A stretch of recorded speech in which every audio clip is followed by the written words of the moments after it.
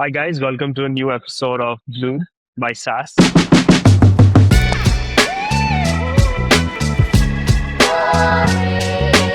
I have Ishan here, like I do every week.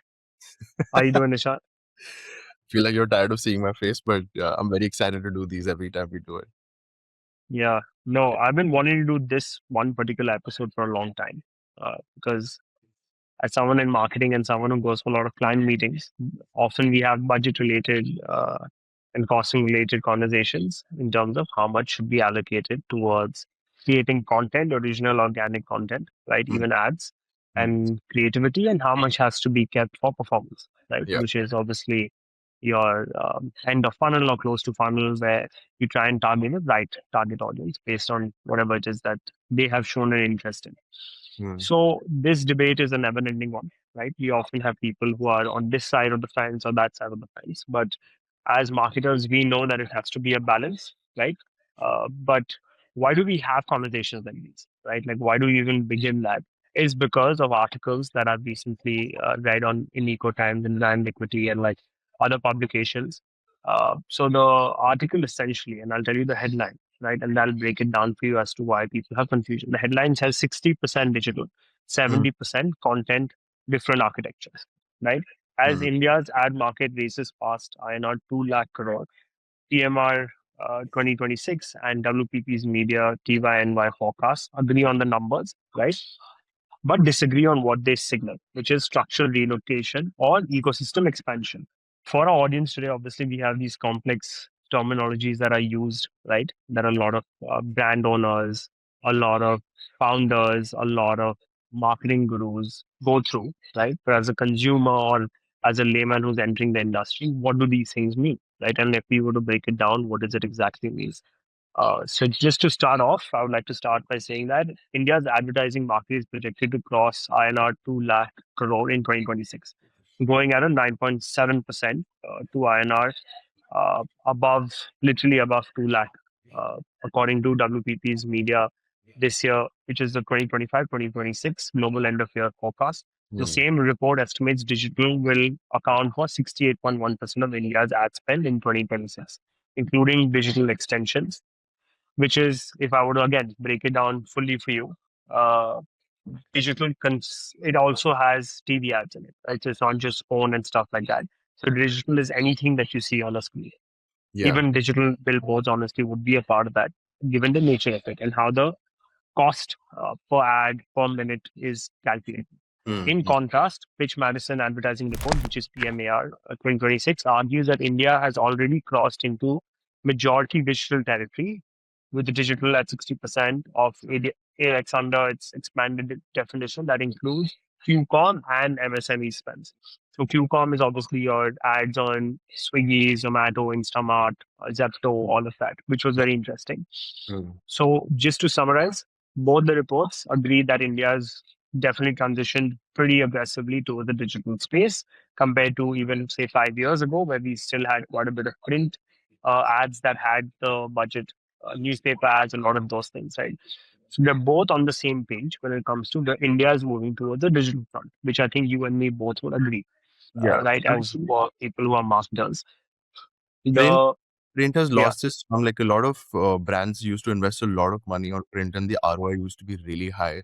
But now, even like with the brands we've worked with, and the brands I've worked with in the past over the last 5 6 years, the investment on print does not get you the eyes that you need. I think apart from the eyes, I feel like we are so data driven now, which is I Yeah. can't actually see, touch, or even know who are the people Mm. uh, who are involved, right? In terms of who's picking up my print newspaper, who's seeing it, what's demographic, is it reaching the right audience?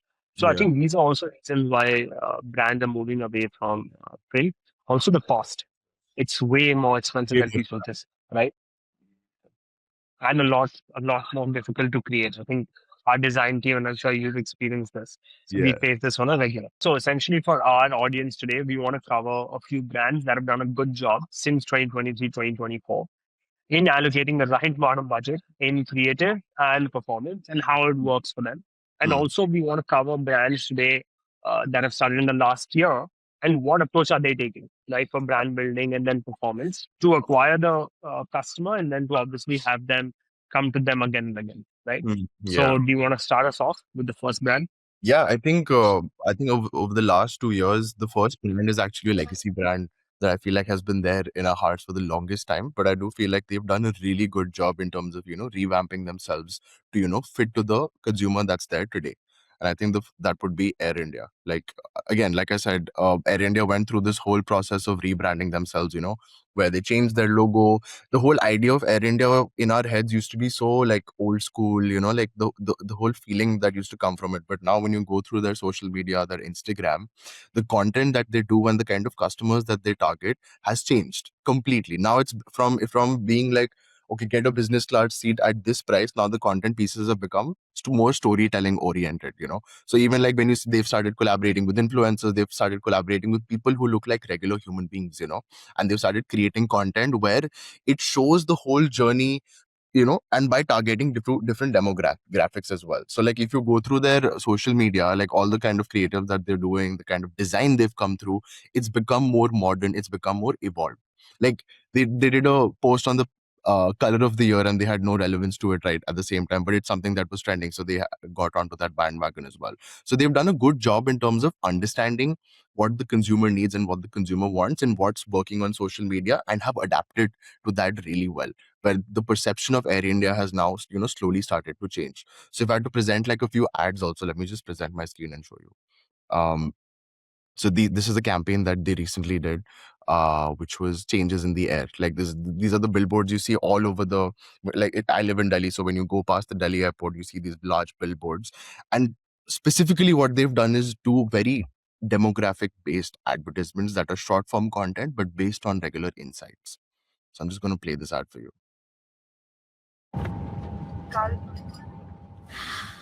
Exquisite comfort, bespoke hospitality, culinary excellence. Big words, huh? Trust me. The experience here is far bigger. That's Air India now.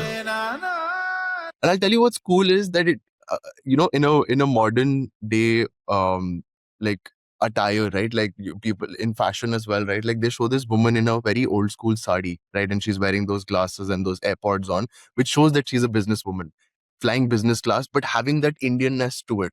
So, like I said, as a user, if my mom used to go out on trips like this, wearing like a sari, maybe like a suit and stuff like that, and it just there's a relatability between the traditional and the modern, and the music also that kind of adds to that value. But like I said, again, insight based stuff.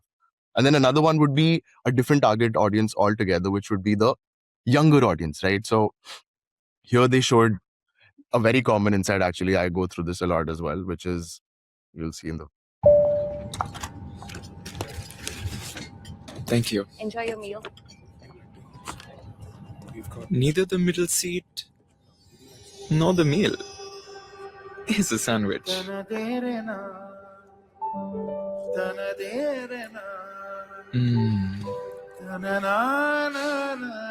That's Air India now. So the ad almost feels like the consumer himself is, expressing the features, the highlights of the brand. It's not it's not just big words that are being delivered by the brand itself, but they're trying to show it that regular people and regular audience are the ones actually speaking of it. Again, like a younger person, the two age categories you saw were very different, but what brands are doing now is target specific age groups and demographics that benefit that. No, and I wanted to also mention the copy in this ad. So if Yeah. you notice, it's all about witty, interesting copy, video, all of that. The end of this was, "This is Air India now." Yeah. Like they're literally like they went through the whole rebranding process and all of that. But all of this is like cues in my head, right? Yeah. Like it's all cues in my head, like you Critical. Like mentioned maybe earlier as let's well. try. Maybe let's take a flight, because I think perceptions of Air India was very like outdated before. So the idea of saying this is Air India now means that it puts the idea in like the user's head that okay, maybe they've changed, so let's give it a try. And when they try it and they go through that experience, maybe it's a good experience for them and they have that ROI on that particular ad. 100%. I love it. I love both of these. I think there was one more that you wanted to show. the larger campaign when they started last year. Yeah, so again, like I said, there are certain ideas where you do cool ads, but then again, how do you do ROI based stuff, right? Information based stuff. So you hook in the user through these stories, but this is how you sell to them. So again, if I go back to Air India's Instagram, I look at their page. Like I said, it's a very interesting mix of storytelling content with information-led content. So if I open one of these creators where, it's a simple, uh, like slightly relatable at the same time, but these creators I do see as it looks like a performance ad to me as well. Like they use these content pieces for that, where they hop on, okay, the T20 final, right, and they talk about additional flights to from Ahmedabad to an Ahmedabad from Mumbai, Delhi, and Bangalore. So simple information led stuff. Talking about their offers, talking about why wait, they had this zip ahead feature also that they provide. So again, talking about those feature led content pieces as well. Again, simple creatives like talking about the Wi-Fi. There are certain things that are, again, like these are basic consumer insights where storytelling hooks them, but then how do you tell them that, okay, this is the solution that's there, and that's through the performance ads that they show on their social media as well. So a lot of content has become a mix of organic and paid, where you hook the user through storytelling, and then you get that ROI from that user from showing them the information led kind of. So I think that works out really well for them. For sure. For sure. I think they've done a really good job with the rebranding, with the way they position themselves now. Their on ground experience is very similar to what they're promising online, right? So there's synergy there. I think whoever was behind the overall transition and then the marketing allocation in terms of budget has done a really good job, right? Yeah. You can see their hoardings everywhere, you see the ads everywhere, you see all the brand building things happening side by side. You have the performance ad that are converting. Again, creativity and all of that is at its peak with high quality designs, right? Nothing cheap. So I think that's definitely a tops. So now moving away from say a super large company and a brand like Air India, let's move into say I'm opening a restaurant right Hmm. in Right. Bangalore today. So Hmm. how would you allocate or how would you advise me to allocate some of our budget based on your earnings, right? And what are brands doing in the market right now? Yeah. Okay. So like, I think that a great example of that would be, brand building through storytelling. I think a lot of brands have been doing these. These trends have come across where they're doing episodic series where it hooks the audience and gets them onto the page, because we're also used to like watching OTT platforms. We're hooked to TV shows. Having cliffhangers, having certain relatability to, okay, I saw this before. What's next? So I think one brand that was doing that really well was, in my opinion, Mocha India, which was, they've adapted this storytelling content piece where they do episodic series of different individuals and the demographic of individuals that come to the cafe and interact with them. So I'll just play one of the videos for you guys. स्वीनी स्वीनी सोरो सोरो तुम हो जैसे बॉलीवुड का crime thriller just like my mama's पुराना lip filler आपका स्माइल जैसे पास्ता का टाइल आपका बात जैसे किसने खाई दो लात you and me are a no-no, but together we'll be scarier than Crime Master Go-Go. Oh, So it's like simple content pieces where they have like these off the counter. Hi, I'm back, and we'd like to place an order for a collagen smoothie. I hope that Black Glasses baby isn't there this time. Collagen smoothie, okay. One collagen smoothie with monk fruit. Collagen smoothie with the monk fruit. Collagen smoothie with monk fruit and some hazelnut. Peptides. Vitamins, B12. moringa, Amla. wasabi, Strawberry. and a little bit of jaggery. It's healthy, you know. So they do these episodic series where just like one shot, right, of the counter and how people are interacting with people at the counter, and then the showing the staff as well and how they interact with them.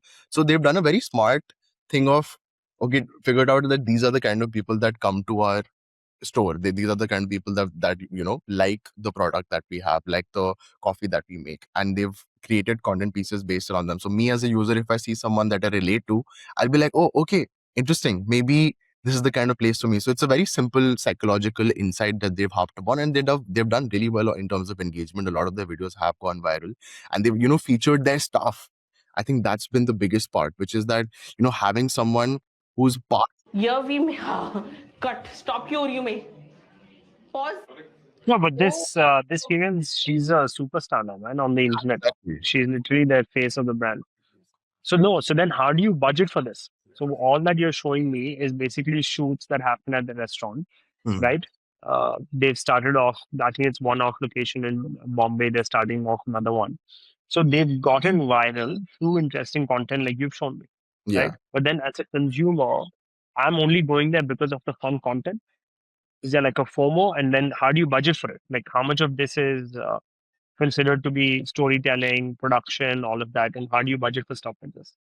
I think for a brand like this, I don't think they budget themselves towards performance. The more of the weight of their production, everything is gone towards organic growth, and I think that's what newer brands are doing now.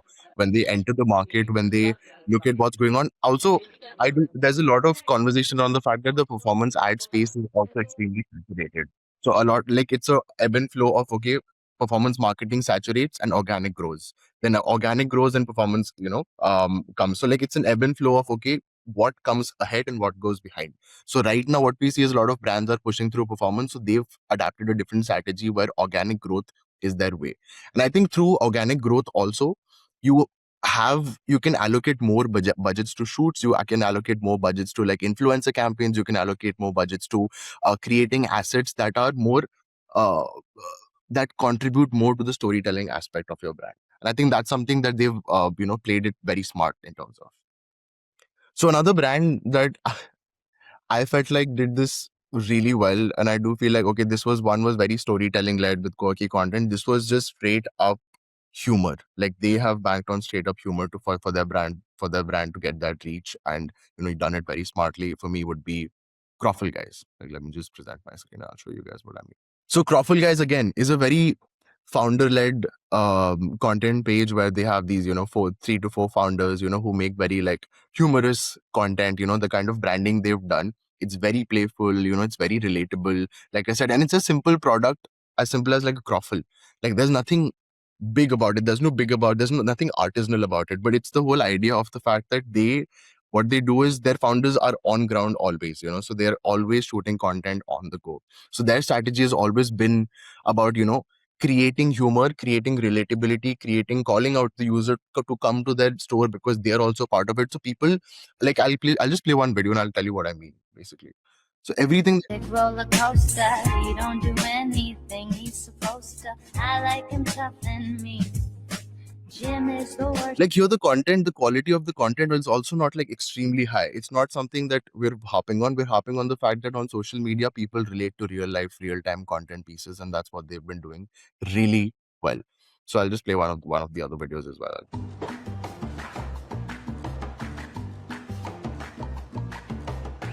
Oh, sick. You guys are the Madras Marinas. And you guys flip butter for a living.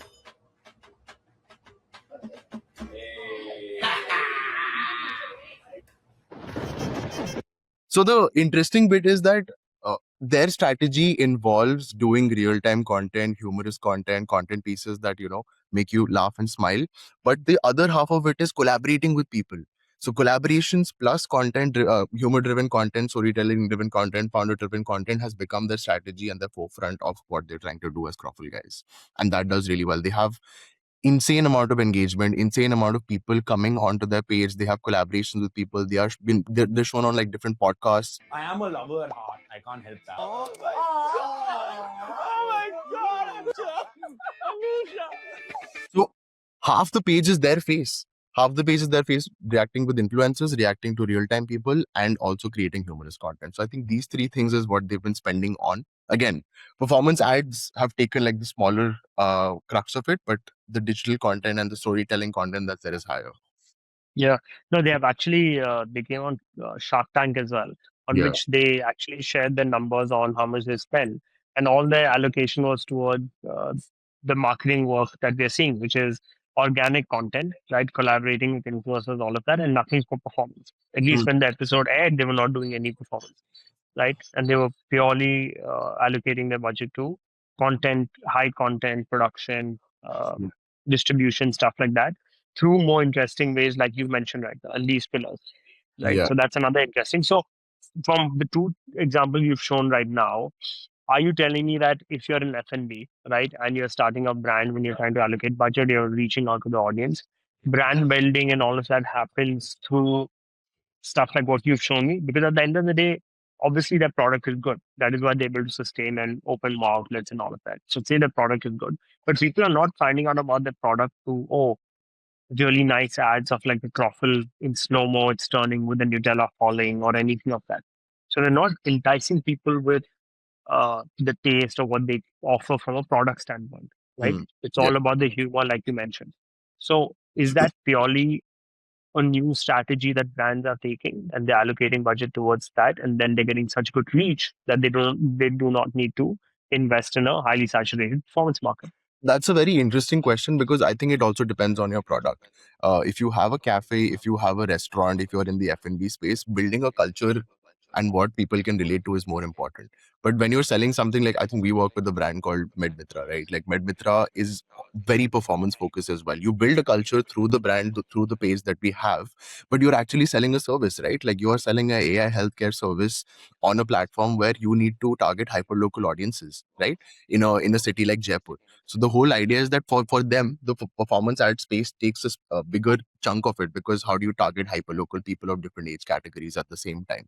So I feel like it depends from industry to industry. When it comes to F&B, yes, to answer your question, but uh, when you're building a product, a singular product, maybe a tech-based product, maybe um, a D2C consumer product, which is not, which is part of retail, there is a need for information-led content through performance ads. But for a restaurant and an F&B space, I don't think.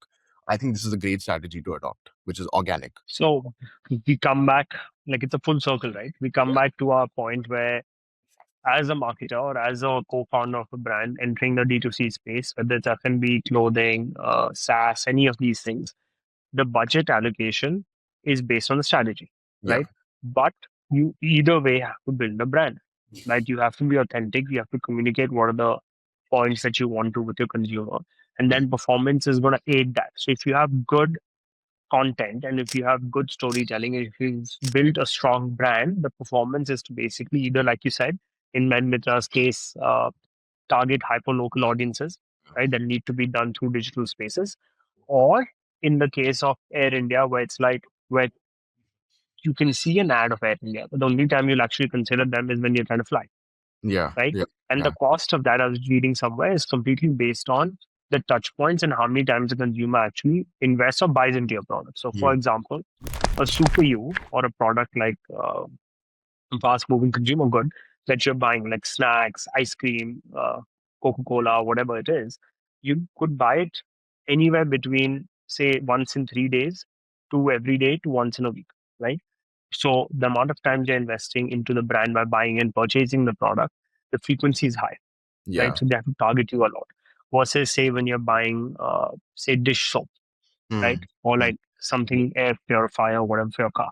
Yeah. That happens once in 2 months, right? Once in 3 months. Yeah. And then an air ticket, depending on who you are and what you're doing. As a normal individual, I would say an average Indian is traveling once in 3 months, right? Who are not professionals who are traveling from city to city, right? The point is that, okay, Air India is there. It's in your mind. How do you convert at the time you're supposed to, right? Yeah. Absolutely. So your budget has to be defined by that touch point. And I think that's what they've done really well, right? Like I think they've done that perfectly, where it's like once in a 3-month flyer or a regular business class flyer, or someone who's looking to go from one location to the other every week. So they have everything for everyone. Yeah. So overall, brand storytelling is key, right? And then once you do a good job of building a brand, then hopefully performance can be run strategically, right? Yeah. A budget can be allocated where you do see some good ROI on, right? Yeah, Because it is pretty expensive nowadays, and performance is only getting even more and more expensive, right? So it'll be interesting to see brands navigate, especially newer brands, right, who do not have the biggest and the craziest budgets to I'm allocate. of the opinion that a lot of big agencies think that nothing can happen because everything is paid. Like they have this opinion where it's like everything has to be paid, and they give clients their budgets according to that. But I think what we do here at SAS is kind of try to break the mold, where the strategy is dependent more on value and value addition of the consumer to the brand, and not have random people following your pages, having a lot of debris in the making. Rather have some value Yeah, addition. yeah. No fluff, man. You want to see conversion. At the end of the day, brands, CMOs, everyone, founders are judged on what? The Yeah. product, service, or whatever it is that they've started the business in to succeed over time, Yeah. Right? You could have one good month, you could have one good video. The idea is how do you sustain that and then convert that to real customers who come in, right? Absolutely. And purchase your product or come and have a good time at your restaurant. So that's the end goal. Yeah. Yeah. Someone who's doing that. So now segueing straight into what's on the radar this week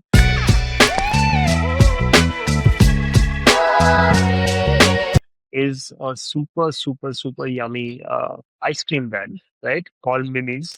Uh, My Cloud favorite. Kitchen first. Cloud Kitchen first. I had it in Bombay first, and then obviously they're in Bangalore because everything nice comes to In Delhi, Bangalore now. eventually. They're in Delhi Now now. they're in Delhi. Yeah. Yeah. Now. Yeah. So I guess Delhi is the third now on the list. I love it, dude. Like, I love the product. It's too Maybe good. once. So now I'm just going to go straight into what they actually do, right? What they offer and how they've really done well when it comes to marketing, brand building, all of it. Hmm. Yeah. So, like I said, ice cream brand, they have mini tubs. They obviously have waffle sandwiches, ice cream sandwiches. They really try and cater to a certain audience that is very much interested in high quality indulgence, right? Not cheap quality stuff. They charge accordingly as well, but they make sure that the quality and the taste is exceptional. The same is with their packaging. They've invested a lot in it. Huge fan of their marketing, right?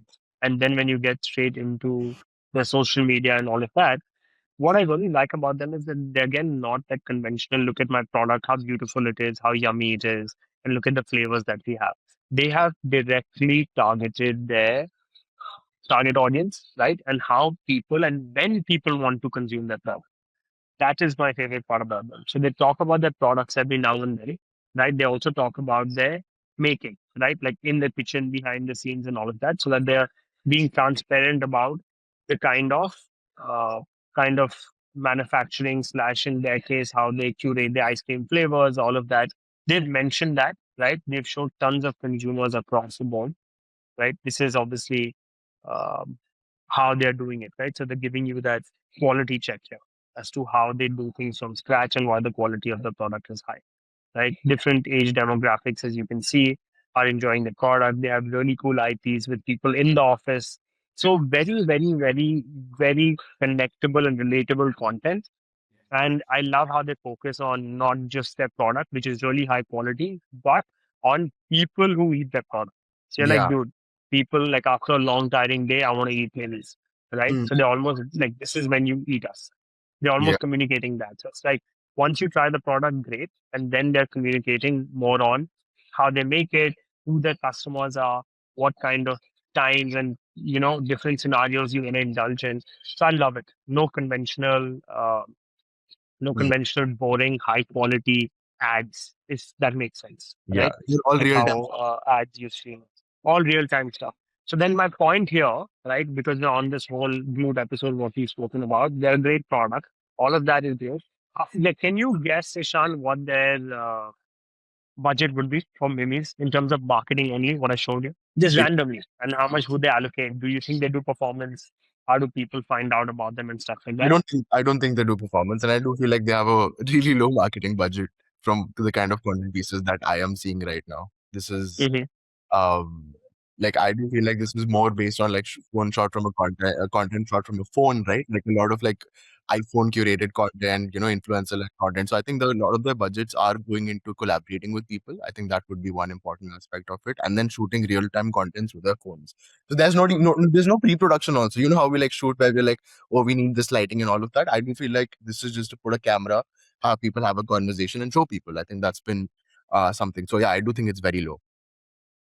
Okay, so can we also infer then from what you've said that even if you have a low budget, you can do good work that gets you Yeah. reach? And then if Yeah. your product is superior, which I think in their case it is, then people through word of mouth, conventional marketing will eventually push for it, right? Yeah, this is the unconventional way now. This is the new way of marketing yourself, right? Where when you get the reach, you get the kind of people relating to you by creating content that relates to them. Simple as that. You could make it a 5 lakh budget film where you're creating something very insane. Great, people will love that also. But if it's a reel where a phone shot and people are like, oh, what he said had value. Wow, he's interesting. Let's follow him.